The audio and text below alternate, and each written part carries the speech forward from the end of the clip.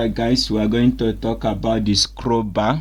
When we talk of the scroll bar, we have the vertical and horizontal scroll bars. The scroll bars allow you to scroll up and down or side to side.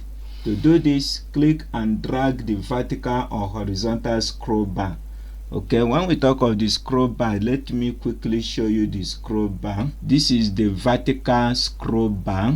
This is the vertical scroll bar here, and this one is the horizontal scroll bar. Okay, this is the horizontal scroll bar and this is the vertical scroll bar.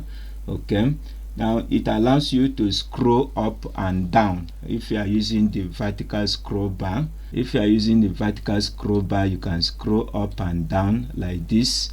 Okay, if you have data, if you have entered data, can also you move this one. Let me open the workbook that I have data already.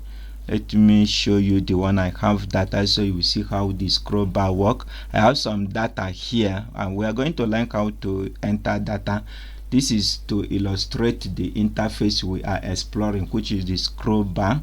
Now this is the vertical scroll bar. If you click on it and drag it, you see you are scrolling up like this. You can also move it like this. This is it.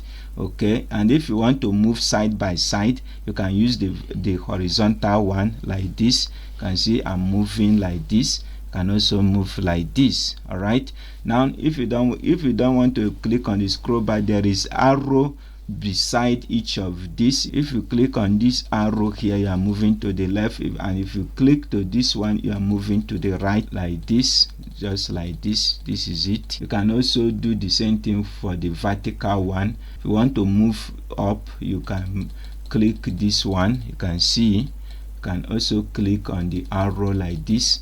Okay, but the easiest way is just to use the scroll bar for fast movement, and you just click and drag it like this. All right, that is how to use the scroll bar, guys. In the next video we are going to explore more features. Thank you.